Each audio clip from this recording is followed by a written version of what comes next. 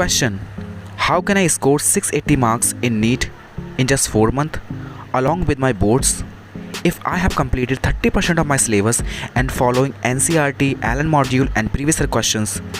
I know it's tough but I am ready to study 16 to 18 hours per day. I know ये question बहुत सारे students के दिमाग में आता है और इस क्वेश्चन का सिंपल सा आंसर है येस एंड नो। येस उस बच्चे के लिए जो उन बातों को फॉलो करेगा जो मैं अभी बताने वाला हूँ, एंड नो उस बच्चे के लिए जो फॉलो नहीं करेगा। और आप ये जानते होंगे कि नीट के अंदर 680 मार्क्स स्कोर करना इतना ईजी नहीं है। उसके लिए आपको प्रॉपर गाइडेंस चाहिए, प्रॉपर प्लान चाहिए।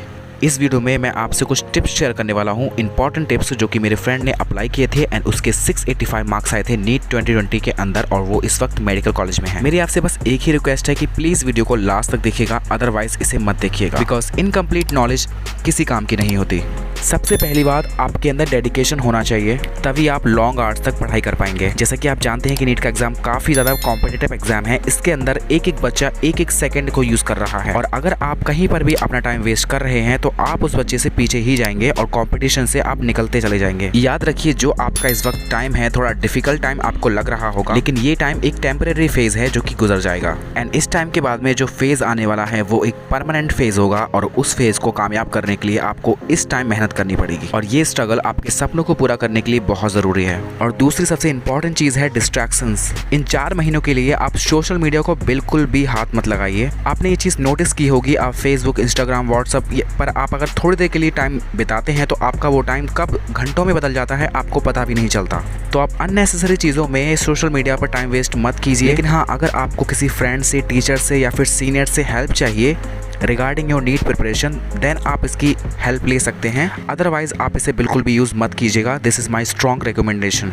और जो अगला पॉइंट है वो आपकी बहुत हेल्प करेगा आपके सब्जेक्ट के कुछ कॉन्सेप्ट्स को रिवाइज करने के लिए या फिर उन्हें रिमेंबर करने के लिए जो आप बहुत जल्दी भूलते रहते हैं। लाइक इनऑर्गेनिक के अंदर आप रिएक्शंस को भूल जाते हैं, फिर इसके अंदर आप कुछ फॉर्मूले भूल जाते हैं, बायोलॉजी के अंदर आप एग्जाम्पल्स भूल जाते हैं। तो इन सभी चीज़ों को अच्छे से रिवाइज करने के लिए, उसे लॉन्ग टाइम तक रिटेन करने के लिए आपको उन सभी चीज़ों के नोट्स बना करके अपनी वॉल पर चिपका लेना है जहाँ पर आप पढ़ाई करते हैं। इन नोट्स के अंदर आप उन सभी चीज़ों को लिखेंगे जो आप बार बार भूल जाते हैं। चलते फिरते, आते जाते, उठते बैठते, जब भी आप उन पर नजर डालेंगे तो आपकी वो चीज़ें दिमाग में छप जाएंगी और बहुत टाइम तक रिटेन रहेंगी। तो इनऑर्गेनिक के अंदर रिएक्शंस को याद करने का ये one of the best method है। उसके अलावा ये चीज़ नॉर्मल है कि जब आप प्रिपरेशन करते हैं तो आपकी प्रिपरेशन में अप्स एंड डाउन्स आते हैं, जिसमें आपको अपनी प्रिपरेशन पर डाउट होने लगता है कि क्या मेरी प्रिपरेशन कंप्लीट है या नहीं है, मेरा सिलेक्शन होगा या नहीं होगा, सिलेक्शन नहीं हुआ तो घर वाले क्या बोलेंगे, रिलेटिव्स क्या बोलेंगे। तो अपनी मोटिवेशन को मेंटेन करने के लिए आप एक काम कीजिए, आपका जो भी फेवरेट मेडिकल कॉलेज है, जो भी आपका ड्रीम मेडिकल कॉलेज है जहाँ पर आप जाना चाहते हैं, आप उस कॉलेज के फोटो को अपने कमरे में चिपका लीजिए बिकॉज वो आपके लिए मोटिवेशन का सोर्स बनेगा और जब भी आप पढ़ाई करेंगे तो आप लॉन्ग टाइम तक स्टडी कर पाएंगे।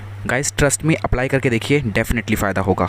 एंड ये जो 4th पॉइंट है ये भी आपके रिवीजन के रिलेटेड है। आप सब्जेक्ट वाइज कॉन्सेप्ट्स के फ्लैश कार्ड बना सकते हैं, अपनी जेब में डाल सकते हैं।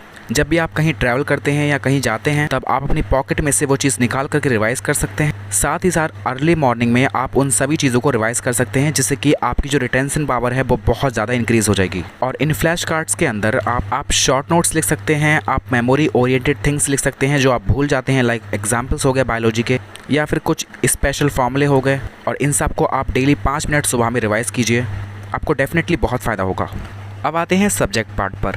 सबसे पहले बात करते हैं बायोलॉजी के लिए, और बायोलॉजी का नीट में 50% वेटेज है और बायोलॉजी के लिए आपको पता ही है कि NCERT is a most important book, वहीं से 95% क्वेश्चन आने वाले हैं। तो NCERT के अंदर जितने डायग्राम्स हैं, जितने आपको टेबल्स दी गई हैं, उन सभी को आपको अच्छे से रिमेंबर करना है। और अगर आप कुछ भी भूल जाते हैं आप फ्लैश कार्ड का यूज़ कर सकते हैं या फिर आप उसे दीवार पर चिपका सकते हैं जिसे आप लंबे टाइम तक रिटेन कर पाएंगे। और इसके अलावा बायोलॉजी के अंदर जब भी आप NCERT की रीडिंग करते हैं तो आप कोशिश कीजिए उससे क्वेश्चन फ्रेम करने की। और NCERT के अंदर जो पैराग्राफ होते हैं उसके अंदर जो आपको बोल्ड लेटर्स नज़र आते हैं उन्हें बिल्कुल भी स्किप मत कीजिए, उन्हें अच्छे से समझिए, उनका मीनिंग समझिए, उनकी डेफिनेशन समझिए। अगर आपको समझ नहीं आता है तो किसी टीचर की हेल्प लीजिए या फिर आप गूगल भी कर सकते हैं बिकॉज एग्जामिनर मोस्टली वहीं से क्वेश्चन बनाता है जो कि हाईलाइटेड एरिया है NCERT के अंदर, लाइक डायग्राम्स हो गया, टेबल्स हो गई, एग्जाम्पल्स हो गए और पैराग्राफ के अंदर जो बोल्ड लेटर्स होते हैं। इसके अलावा अगर आप चाहेंगे तो हम NCERT को किस तरह से पढ़ना चाहिए डिटेल में वीडियो भी बना सकते हैं, आप कमेंट सेक्शन में मेंशन कर दीजिएगा अगर आपको चाहिए। अब आते हैं केमिस्ट्री के पार्ट पर। केमिस्ट्री में सबसे पहले बात करते हैं इनऑर्गेनिक केमिस्ट्री के लिए। इनऑर्गेनिक केमिस्ट्री के अंदर आपको एनसीईआरटी बायोलॉजी की तरह ही पढ़नी है और इनऑर्गेनिक केमिस्ट्री के अंदर क्वेश्चन बहुत ज़्यादा इजी आते हैं जिसको आप 15 से 20 सेकंड के अंदर आंसर कर सकते हैं। इनऑर्गेनिक केमिस्ट्री के लिए मैं आपको स्पेशली रिकमेंड करूंगा कि आप एनसीईआरटी पढ़िए, प्रीवियस क्वेश्चन लगाइए बार बार, एंड अगर आपके पास एनसीईआरटी बेस्ड क्वेश्चन की बुक है तो उसे सॉल्व कीजिए और उसे बार बार कीजिए, क्योंकि बहुत सारे कॉन्सेप्ट ऐसे हैं जो बार बार रिपीट होते रहते हैं इनऑर्गेनिक के अंदर।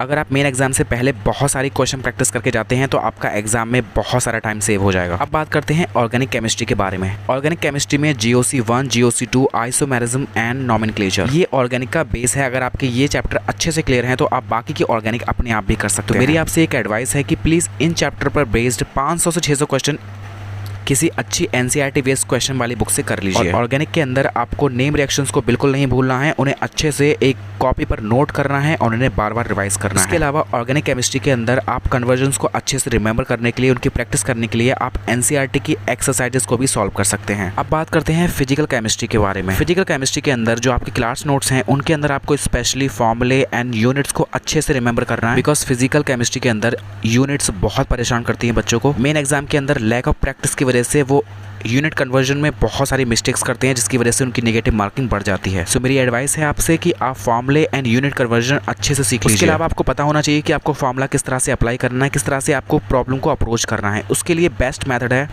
आपके पास कोई मटेरियल होगा या कोई आपके पास बुक होगी, आप उसके अंदर सॉल्व एग्जाम्पल्स को देख करके सीखिए। दरअसल सॉल्व एग्जाम्पल्स आपको इसीलिए दिए जाते हैं ताकि आप समझ सकें कि आपको क्वेश्चन को किस तरह से अप्रोच करना है, किस तरह से आपको प्रॉब्लम्स को बेस्ट पॉसिबल तरीके से सॉल्व करना है। उसके अलावा सरफेस केमिस्ट्री को आपको इनऑर्गेनिक की तरह ही ट्रीट करना है, उसे एनसीईआरटी से पढ़ना है अच्छे से एंड ज़्यादा से ज़्यादा क्वेश्चन प्रैक्टिस करनी है। साथ ही मेरी आपसे एडवाइस है कि आप फिजिकल केमिस्ट्री के जितने फॉर्मूले हैं आप उनके शॉर्ट नोट्स ज़रूर बना लीजिए। चलिए अब बात करते हैं फिजिक्स के बारे में। देखिए गाइस, जैसे मैंने आपको पहले बताया, केमिस्ट्री और बायोलॉजी के अंदर जिस तरह से एनसीईआरटी आपको पढ़नी है उस तरह से आपको फिजिक्स में बिल्कुल भी नहीं करना है। फिजिक्स में सबसे ज़्यादा इंपॉर्टेंट चीज़ होती है कॉन्सेप्ट, वो आपको आपके क्लास नोट्स से ही बेहतर समझ में आएंगे। और फिजिक्स की एनसीईआरटी की लैंग्वेज इतनी ईजी नहीं है कि उसे पढ़ के आप कॉन्सेप्ट समझ जाएँ। तो आप फिजिक्स के अंदर अपने क्लास नोट्स के थ्रू अपने कॉन्सेप्ट को रिवाइज कीजिए, साथ ही साथ शॉर्ट नोट्स ज़रूर बना लीजिए। शॉर्ट नोट्स किस तरह से बनाने हैं उसके लिए मैं ऑलरेडी वीडियो अपलोड कर चुका हूँ। साथ ही मैंने आपको अपने सैम्पल शॉर्ट नोट्स भी प्रोवाइड करे हैं, आप उन्हें ज़रूर डाउनलोड कर लीजिएगा। उससे आपको आइडिया हो जाएगा कि आप फिजिक्स के एक चैप्टर को